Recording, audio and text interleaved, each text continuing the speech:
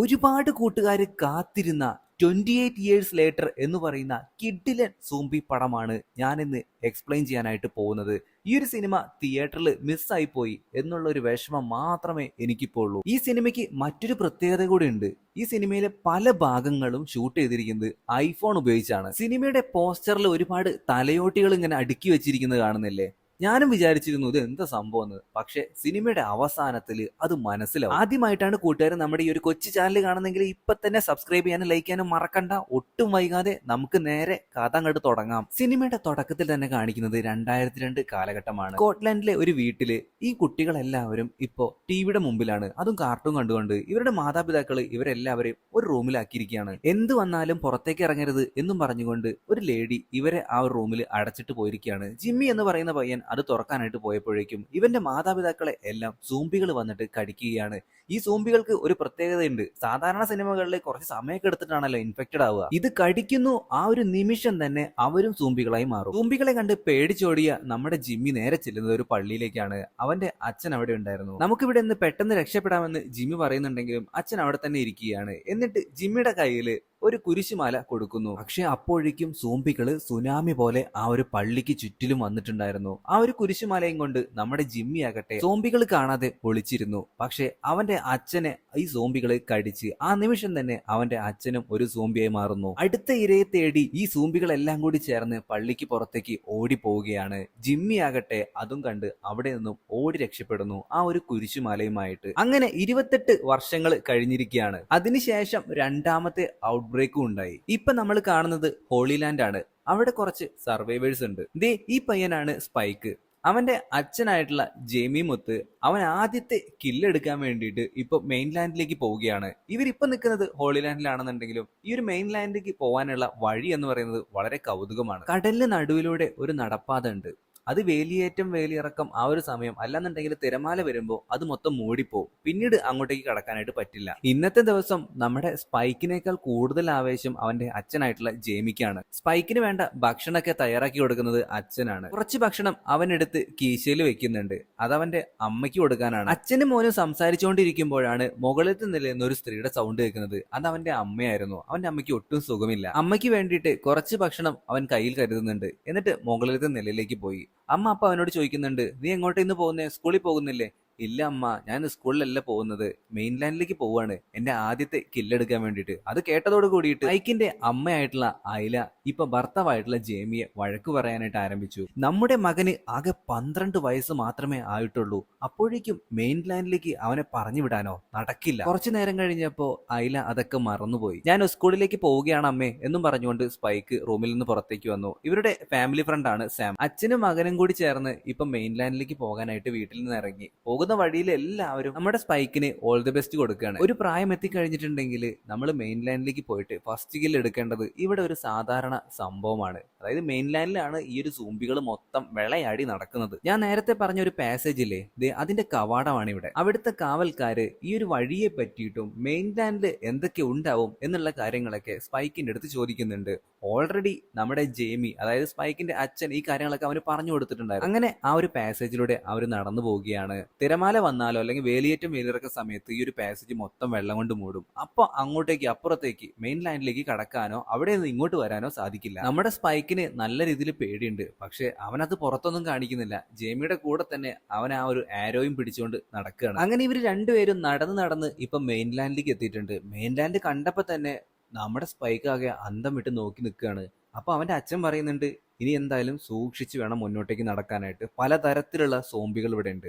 അങ്ങനെ ഇവര് മുന്നോട്ടേക്ക് പോകുമ്പോൾ ഒരു മരത്തിനിടയിൽ ഇത് എഴഞ്ഞെഴഞ്ഞ് ഒരു സോംബി വരുന്നു. അതൊരു സ്ലോ സോംബി ആണെന്നും നീ അതിന്റെ കഴുത്തിന് നോക്കിയിട്ട് തന്നെ അമ്പ് ചെയ്യാനും ജേമി മകനായ സ്പൈക്കിനോട് പറയുകയാണ്. സ്പൈക്കിനാണെന്നുണ്ടെങ്കിൽ ചെറിയ പേടിയൊക്കെ ഉണ്ടായിരുന്നു. ഈ സോംബി ആകട്ടെ മണ്ണിന്റെ ഇടയിൽ ഉണ്ടായിരുന്ന ഞാഞ്ഞൂലുണ്ടാവില്ല, മണ്ണിര, അതിനെടുത്ത് കഴിച്ചുകൊണ്ടിരിക്കുകയാണ്. കുറച്ച് പേടിച്ചിട്ടാണെന്നുണ്ടെങ്കിലും നമ്മുടെ സ്പൈക്ക് ആദ്യത്തെ അമ്പങ്ങട് എയ്തു.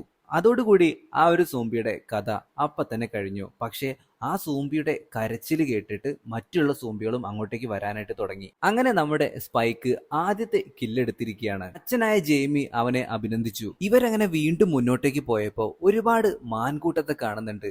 വലിയ ശബ്ദത്തോട് കൂടിയിട്ട് എല്ലാം കൂടി എങ്ങോട്ടേക്കോ ഓടി പോവുകയാണ്. അടുത്ത് തന്നെയായിട്ട് ഇവർ ഒരു വീട് കാണുന്നുണ്ട്. അവിടേക്ക് എന്തെങ്കിലും സാധനങ്ങൾ കിട്ടുമെന്ന് അറിയാനായിട്ട് രണ്ടുപേരും കൂടി ചേർന്ന് അങ്ങോട്ടേക്ക് പോവുകയാണ്. ജെയ്മി മുമ്പിൽ തന്നെ നടക്കുന്നുണ്ട്. ആ വീടിന്റെ അകത്ത് നിന്ന് ഒരു ഫ്രിസ്ബി അവന് കിട്ടുന്നുണ്ട്. അത് സ്പൈക്കിന് ജെയ്മി കൊടുത്തപ്പോ സ്പൈക്ക് ചോദിക്കുകയാണ് ഇതെന്താ അച്ഛാ സാധനം എന്ന്. കാരണം അവനിതൊന്നും അറിയില്ല. ഒരുപാട് വർഷങ്ങളായിട്ട് ഇപ്പൊ ഹോളിലാൻഡിലല്ലേ താമസം. ആ വീടിന്റെ ഒരു റൂമിലായിട്ട് തല കീഴായി ഒരാളെ കെട്ടിത്തൂക്കിയിട്ടുണ്ട്. അയാളുടെ പുറം ഭാഗത്ത് ജിമ്മി എന്ന് എഴുതിയിട്ടുണ്ട്. ഇത് കണ്ടപ്പോ തന്നെ സ്പൈക്ക് തല താഴ്ത്തി നിൽക്കുകയാണ്. തല പൊക്കി അതിലേക്ക് തന്നെ നോക്കാനായിട്ട് സ്പൈക്കിനോട് ജെയ്മി പറയുന്നുണ്ട്. അപ്പോഴേക്കും അതൊരു സൂംബിയായി മാറിയിട്ടുണ്ടായിരുന്നു. ഉടൻ തന്നെ നമ്മുടെ സ്പൈക്കിന്റെ അടുത്ത് അച്ഛനായിട്ടുള്ള ജെയ്മി അതിനെ കൊന്നുകളയാനായിട്ട് പറയുന്നു. പേടിച്ചിട്ടാണെന്നുണ്ടെങ്കിലും സ്പൈക്ക് അതിന് നേരെ ആരോ എയ്യാനായിട്ട് ശ്രമിക്കുന്നുണ്ട്. പക്ഷെ നടക്കുന്നില്ല. അങ്ങനെ അച്ഛൻ തന്നെ ആ ഒരു സൂംബിയെ തീർക്കുന്നു. മറുവശത്ത് ഹോളിലാൻഡിലാകട്ടെ അവിടുത്തെ എല്ലാ കുട്ടികളെ കൊണ്ടും ഈ ഒരു ആരോ എയ്യുന്നതും അതുപോലെ തന്നെ സോംബികളെ നേരിടുന്നതുമായിട്ടുള്ള പല കാര്യങ്ങളും അഭ്യസിപ്പിക്കുകയാണ്. അങ്ങനെ അച്ഛനും മകനും വീണ്ടും യാത്ര മുന്നോട്ട് തന്നെ പോയി ലാസ്റ്റ് ഒരു കൊടും കാട്ടിലേക്ക് എത്തിയിട്ടുണ്ട്. അവിടെ ഒരു മരത്തിന്റെ മുകളിലായിട്ട് ഒരു വലിയ മാനിന്റെ തല ഇങ്ങനെ ഇരിപ്പുണ്ട്. ആ മാനിന്റെ തലയും അതുപോലെ തന്നെ അതിന്റെ വാരിയലുൾപ്പെടെ, അതായത് പറിച്ചെടുത്ത രീതിയിലാണ് അത് മരത്തിൽ ഇങ്ങനെ ആക്കി വെച്ചിരിക്കുന്നത്. അത് കണ്ടപ്പോൾ തന്നെ ജെയ്മിക്ക് നല്ല രീതിയിൽ പേടിയാവുന്നുണ്ട്. ഇത് ആൽഫയുടെ പണിയാവും. അതായത് ഈ ഒരു സോംബികളുടെ കൂട്ടത്തിൽ ഏറ്റവും പവർ ഉള്ളതും അതുപോലെ തന്നെ ഇന്റലിജന്റുമായിട്ടുള്ള ഒരു സോംബി വിഭാഗമാണ് ആൽഫ. ഇവരങ്ങനെ വീണ്ടും മുന്നോട്ടേക്ക് പോയി എത്രയും പെട്ടെന്ന് ഇവിടെ നിന്ന് രക്ഷപ്പെട്ടു പോകണം എന്നാണ് ജെയ്മി ഇപ്പൊ മകന്റെ അടുത്ത് പറഞ്ഞുകൊണ്ടിരിക്കുന്നത്. പക്ഷെ ദൂരെയായിട്ട് ഒരു മരത്തിന് താഴെ ഒരുപാട് ആൽഫകൾ ഇവരെ തന്നെ നോക്കി നിൽക്കുന്നുണ്ട്. മകന്റെ അടുത്ത് അനങ്ങരുത് എന്ന് പറഞ്ഞു. പക്ഷെ ഈ ഒരു ആൽഫ സോംബികളാകട്ടെ ഇവരെ കണ്ട് അങ്ങോട്ടേക്ക് ആർത്തിരമ്പിക്കൊണ്ട് വരികയാണ്. ഇവരങ്ങനെ ഓടടാ ഓട്ടം ഓടി ഒരു സ്ഥലത്തെത്തുമ്പോ അമ്പ ഇത് 2-3 വീഴ്ത്തും, പിന്നെയും ഓടും. അങ്ങനെ ഇത് തുടർന്നുകൊണ്ടേ ഇരിക്കുകയാണ്. ബൈക്കാണെന്നുണ്ടെങ്കിൽ സോംബികളെ അമ്പ ചെയ്യാനായിട്ട് നോക്കുന്നുണ്ട്. പക്ഷെ കൊള്ളുന്നില്ല. അജാതി ടെൻഷനാണ്. കാരണം ഇതുങ്ങൾ ഭയങ്കര സ്പീഡിലാണ് വന്നുകൊണ്ടിരിക്കുന്നത്. അടുത്ത് കണ്ട ഒരു വീട്ടിലേക്ക് ഇവര് വേഗം ഓടിക്കേറി. പക്ഷെ സോംബികൾ എല്ലാവരും അങ്ങോട്ടേക്ക് വരികയാണ്. ഏറ്റവും മുകളിലുണ്ടായിരുന്ന ഒരു മച്ചിന്റെ മുകളിലേക്ക് ഇപ്പൊ അവർ കയറിയിരിക്കുകയാണ്. ഈ സോംബികളാകട്ടെ ഇവരെ കിട്ടാത്തതിന്റെ ദേഷ്യം മൊത്തം താഴെ കിടന്ന് കാണിച്ചു കൂട്ടുന്നുണ്ട്. ഒരുപാട് നേരം കഴിഞ്ഞപ്പോ ഈ സോംബികൾ ഇവിടെ നിന്നും പോയി. മറുവശത്ത് ഇതേ സമയം ഹോളി ലാൻഡില് നമ്മുടെ സ്പൈക്കിന് വേണ്ടിയിട്ടുള്ള വരവേൽപ്പിനായിട്ടുള്ള ഓരോരോ കാര്യങ്ങളൊക്കെ റെഡിയാക്കിക്കൊണ്ടിരിക്കുകയാണ്. അതായത് അവൻ ആ ഫസ്റ്റ് കില്ല് എടുത്തല്ലോ. അപ്പൊ അവിടെ അതൊരു ആഘോഷം പോലെയാണ്. അവിടുത്തെ കുട്ടികൾ പരിശീലനം കഴിഞ്ഞ് പോകുന്നതും കാണിക്കുന്നുണ്ട്. ഇപ്പൊ വൈകിട്ടായിട്ടുണ്ട്. ഈ ഒരു വീട്ടിൽ നിന്ന് ഇവർക്ക് പുറത്തിറങ്ങാനേ പറ്റുന്നില്ല. എന്തെങ്കിലും ഒരു ചെറിയ സൗണ്ട് ഉണ്ടെങ്കിൽ അപ്പൊ തന്നെ ആൽഫ സോംബികൾ വന്നിട്ട് ഇവരെ തീർത്ത് കളയും. അങ്ങനെ അന്ന് രാത്രി ആ ഒരു വീട്ടിൽ തന്നെ തുടരാനായി ഇവര് നിർബന്ധിതരാവുകയാണ്. ഓരോ കാര്യങ്ങൾ ഇങ്ങനെ സംസാരിച്ചുകൊണ്ടിരിക്കുന്നതിനിടയിൽ നമ്മുടെ സ്പൈക്ക് അങ്ങകലെയായിട്ട് ഒരു വെളിച്ചം കാണുന്നുണ്ട്. എന്താണ് ആ ഒരു തീനാളം എന്ന് അവൻ അച്ഛനായ ജെയ്മിയോട് ചോദിക്കുകയാണ്. അതുവല്ല പട്രോളിംഗ് നടത്തുന്ന ആളുകളാവും എന്നാണ് ജെയ്മി പറയുന്നത്. ഇന്ന് രാത്രിയായപ്പോ രണ്ടുപേരും നല്ലോണം കിടന്നുറങ്ങി. രാത്രിയിലും സ്വപ്നത്തിൽ എന്തൊക്കെയോ ദുസ്വപ്നങ്ങളാണ് രണ്ടുപേരും കണ്ടുകൊണ്ടിരിക്കുന്നത്. പെട്ടെന്ന് തന്നെ നമ്മുടെ ജെയ്മി കണ്ണു തുറന്നു നോക്കുമ്പോൾ ഒരുപാട് കന്നുകാലിക്കൂട്ടം ഈ ഒരു വീടിനടുത്തൂടി പോവുകയാണ്. ഇതൊരു പഴയ വീടായതുകൊണ്ട് തന്നെ അത് പൊളിഞ്ഞു വീഴാറായിട്ടുണ്ടായിരുന്നു. സ്പൈക്കിനെ എണീപ്പിച്ച് അവിടെ നിന്നും പെട്ടെന്ന് തന്നെ പുറത്തേക്ക് കടന്നു. ഈ ഒരു സൗണ്ട് കേട്ടിട്ട് ആൽഫകൾ എന്തായാലും ഇങ്ങോട്ടേക്ക് വരും. ഉടൻ തന്നെ സ്പൈക്കിനോട് മുൻപിൽ ഓടാനായിട്ട് പറയുന്നു. അപ്പൊ അച്ഛനോ ഞാൻ നിന്റെ പിന്നാലെ തന്നെ ഉണ്ടെന്ന് അവനും പറഞ്ഞ് രണ്ടുപേരും കൂടി ഓടടാ ഓട്ടം. ഇവരങ്ങനെ ആ ഒരു കടലിന് നടുവിലുള്ള ആ പാസേജിലൂടെ പോയിക്കൊണ്ടിരിക്കുകയാണ്. ചെറുതായിട്ട് വെള്ളം കയറിയിട്ടുണ്ട്, പക്ഷെ കുഴപ്പമില്ല. അങ്ങനെ ഇവര് സമാധാനത്തോടു കൂടി പോയിക്കൊണ്ടിരിക്കുമ്പോഴാണ് പെട്ടെന്ന് പുറകിൽ ദേ ഒരുത്തൻ ഓടി വരുന്നു, ഒരു ആൽഫ.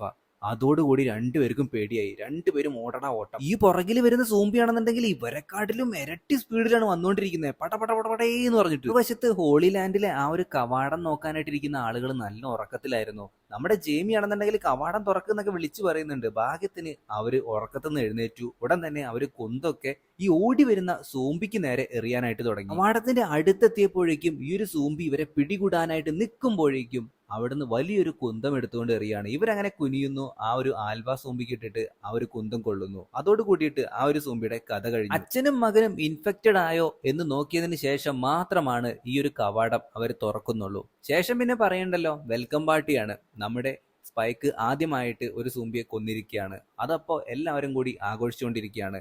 ജെയ്മി ആണെന്നുണ്ടെങ്കിൽ നല്ല ഫോമിലാണ്, കള്ളൊക്കെ കുടിച്ചുകൊണ്ടേ ഇരിക്കുകയാണ്. മകനായിട്ടുള്ള നമ്മുടെ സ്പൈക്കിനും കള്ളു കൊടുക്കുന്നുണ്ട്.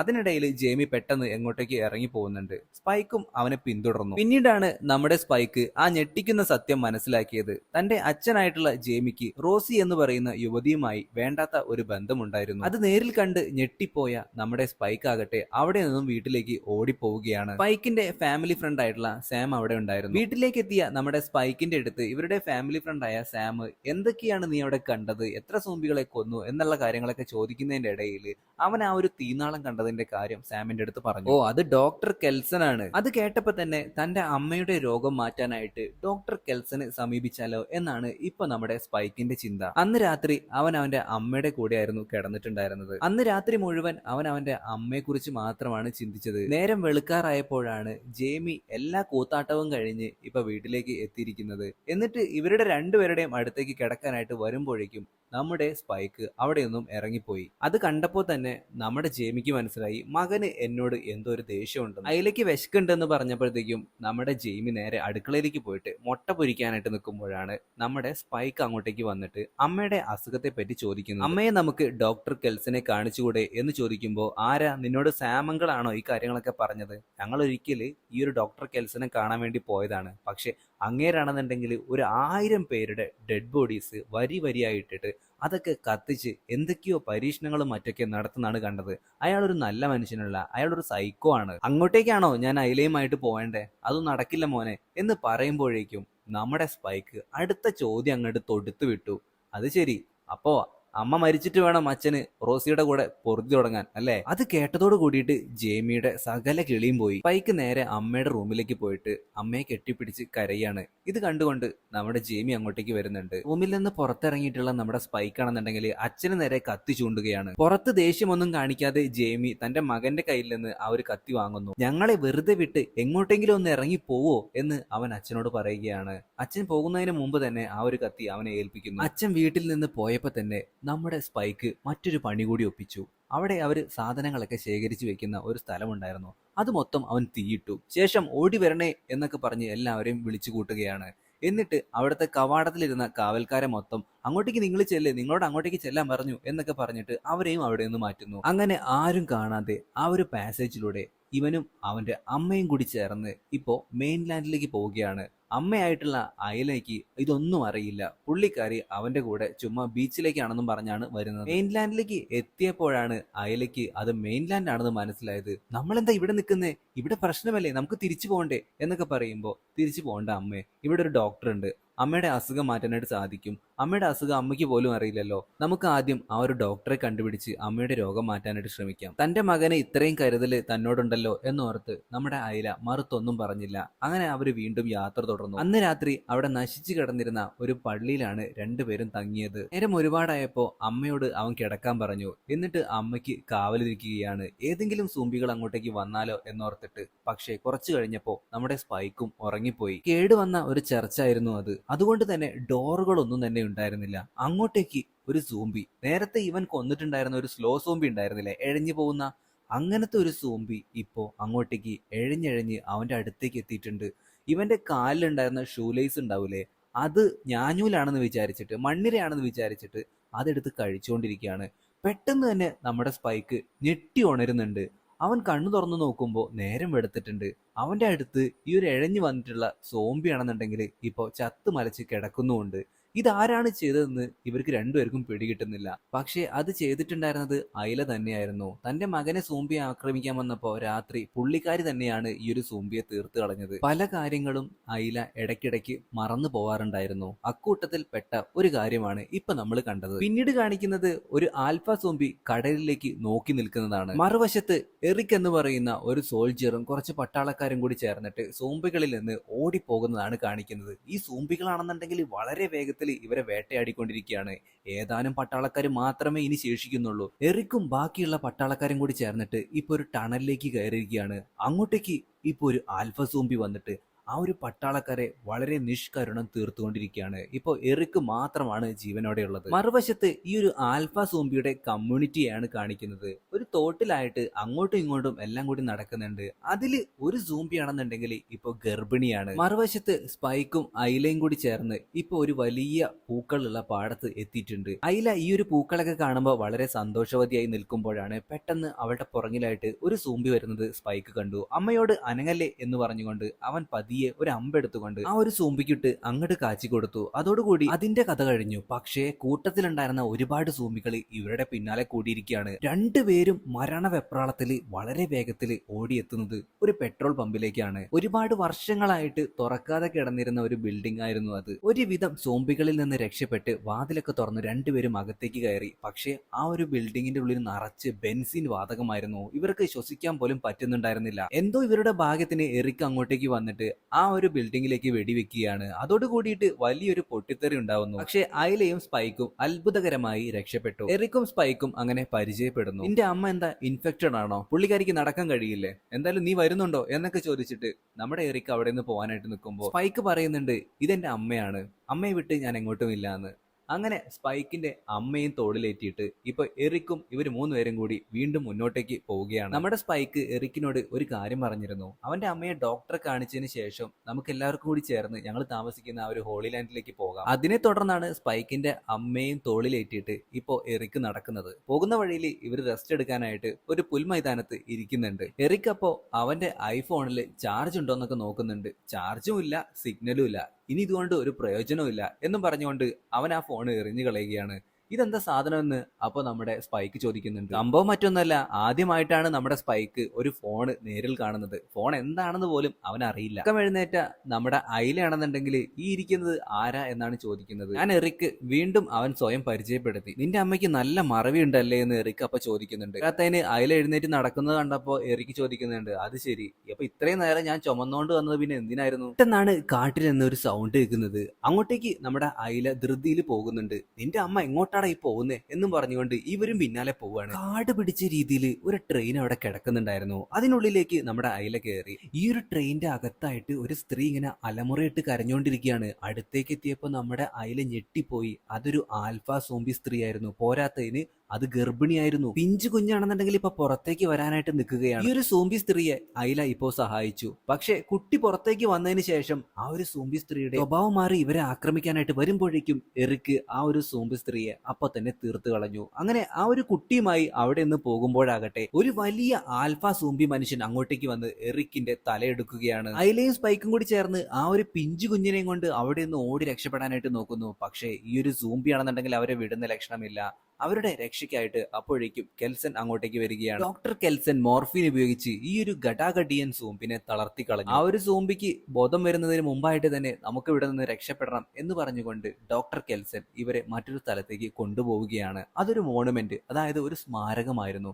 ഒരുപാട് തലയോട്ടികളും മനുഷ്യന്റെ അസ്ഥികളും കൂട്ടിവെച്ചിരിക്കുന്ന ഒരു സ്മാരകം. ഇപ്പൊ നിങ്ങൾ വിചാരിക്കും, എന്തുകൊണ്ടാണ് ഡോക്ടർ കെൽസന്റെ ദേഹം മൊത്തം ഇങ്ങനെ ചുവന്നിരിക്കുന്നത്? പുള്ളിക്കാരൻ ഏത് സമയവും അയഡിൻ മൊത്തം ദേഹത്ത് പെരട്ടും. അത് ഈ ഒരു വൈറസിന് അലർജിയാണത്രേ. ഇവരിപ്പോ ഈ നടക്കുന്ന സ്ഥലം മൊത്തം ഉണ്ടാക്കിയിരിക്കുന്നത് മനുഷ്യന്റെ എല്ലുകൾ കൊണ്ടും അതുപോലെ തന്നെ തലയോട്ടികൾ കൊണ്ടുമാണ്. അങ്ങോട്ട് പോകുന്നതിന് മുമ്പായിട്ട് തന്നെ ഈ ഒരു ഡോക്ടർ കെൽസൺ നമ്മുടെ സ്പൈക്കിന്റെ അടുത്ത് ഒരു വേർഡ് പറയുന്നുണ്ട്, മെമെന്റോ മോറി. ഒരിക്കൽ എല്ലാവരും മരിക്കും. ഡോക്ടർ കെൽസന്റെ കയ്യിലുള്ള ആ ഒരു തല ഉണ്ടല്ലോ, അത് നമ്മുടെ എറിക്കിന്റേതായിരുന്നു. ഡോക്ടർ കെൽസനെ പറ്റിയിട്ട് നമ്മുടെ ജെയ്മി സ്പൈക്കിന് പറഞ്ഞു കൊടുത്ത കഥ എന്തായിരുന്നു? ഒരുപാട് മൃതദേഹങ്ങൾ പുള്ളിക്കാരൻ കത്തിക്കുന്നു, എന്തൊക്കെയോ സൈക്കോ എന്നൊക്കെ അല്ലേ. പക്ഷെ യഥാർത്ഥത്തിൽ ചെയ്യുന്നത് ഇതാണ്.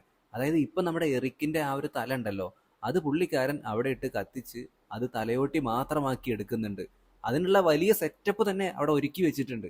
അതൊക്കെ ചെയ്തതിന് ശേഷം ആ ഒരു തലയോട്ടി എടുത്തിട്ട് സ്പൈക്കിന്റെ കയ്യിൽ കൊടുക്കുകയാണ്. എന്നിട്ട് നല്ലൊരു സ്ഥലത്ത് തന്നെ ഇത് വെക്കാനായിട്ട് അവനോട് പറയുന്നു. മറുവശത്ത് ഐല ആ ഒരു സോംബി കുഞ്ഞിനെ ലാളിച്ചു കൊണ്ടിരിക്കുകയാണ്. ഈ ഒരു കുഞ്ഞിന്റെ കാരണമാണോ നീ എന്നെ തേടി വന്നതെന്ന് ഡോക്ടർ കെൽസൺ നമ്മുടെ സ്പൈക്കിനോട് ചോദിക്കുമ്പോൾ സ്പൈക്ക് എല്ലാ കാര്യങ്ങളും തുറന്നു പറഞ്ഞു. എന്റെ അമ്മയുടെ അസുഖം കണ്ടെത്തണം, എന്റെ അമ്മയുടെ അസുഖം മാറ്റണം, അതിനു വേണ്ടിയാണ് ഞാൻ നിങ്ങളെ തേടി വന്നത്. അന്ന് രാത്രി തന്നെ ഐലയ്ക്കുള്ള അസുഖം നമ്മുടെ ഡോക്ടർ കെൽസൺ കണ്ടെത്തി. അവൾക്ക് ടെർമിനൽ ക്യാൻസർ ആണ്, എന്തായാലും മരണം ഉറപ്പാണ്. ഇത് കേട്ടതോട് കൂടിയിട്ട് സ്പൈക്ക് ആകെ ഇല്ലാതായി. എങ്ങനെയെങ്കിലും രക്ഷിക്കണം, എന്ത് മരുന്ന് വേണമെന്നുണ്ടെങ്കിലും ഞാൻ പോയിട്ട് അവിടെ അടഞ്ഞു കിടക്കുന്ന ആശുപത്രികളിൽ നിന്നൊക്കെ എടുത്തോണ്ട് വരാം, പക്ഷെ ഈ ഒരു അസുഖത്തിനുള്ള മരുന്ന് ഇതേവരെ കണ്ടെത്തിയിട്ടില്ല എന്നാണ് നമ്മുടെ ഡോക്ടർ കെൽസൺ പറയുന്നത്. ഞാൻ നേരത്തെ നിന്നോടൊരു കാര്യം പറഞ്ഞില്ലേ, മിമെന്റോ മോറി, തലയോട്ടി പോലുള്ള മരണത്തിന്റെ അനിവാര്യതയുടെ ഓർമ്മപ്പെടുത്തലായി സൂക്ഷിച്ചിരിക്കുന്ന ഒരു വസ്തു. അതാണ് നീ ഇവിടെ കാണുന്ന ഈ ഒരു സ്മാരകം എന്നും പറഞ്ഞ് ഡോക്ടർ കെൽസൺ ഇപ്പോൾ സ്പൈക്കിനെ സമാധാനിപ്പിക്കുകയാണ്. പക്ഷേ നമ്മുടെ സ്പൈക്കിനെ കൺട്രോൾ ചെയ്യാനായിട്ട് ഇപ്പൊ ഡോക്ടർ കെൽസനും ഐലയ്ക്കും സാധിക്കുന്നില്ല.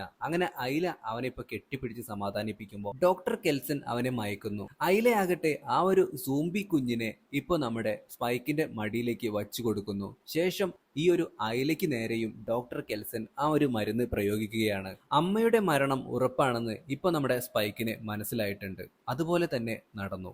നമ്മുടെ ഡോക്ടർ കെൽസൺ ആണെന്നുണ്ടെങ്കിൽ അവന്റെ അമ്മയെ ആ ഒരു തീയിൽ ദഹിപ്പിച്ച ശേഷം ആ ഒരു തലയോട്ടിയുമായിട്ട് അവന്റെ അടുത്തേക്ക് വരികയാണ്. ആ തലയോട്ടി കണ്ടപ്പോൾ തന്നെ അവന് കാര്യം മനസ്സിലായി, എന്താണ് ഡോക്ടർ കെൽസൺ ചെയ്തതെന്ന്. നല്ലൊരു സ്ഥലത്ത് ആ ഒരു തലയോട്ടി വെക്കാനായിട്ട് ഇപ്പൊ നമ്മുടെ സ്പൈക്കിന്റെ അടുത്ത് ഡോക്ടർ കെൽസൺ പറയുകയാണ്.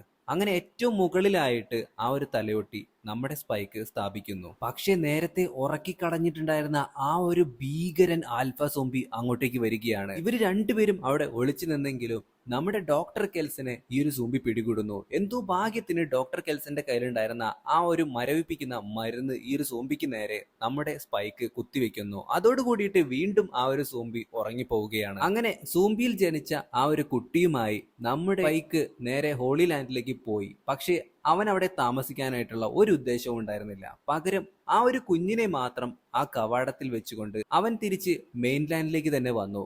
അതിനുള്ളിലെ ഒരു കത്തും അവൻ എഴുതി വെച്ചിട്ടുണ്ടായിരുന്നു.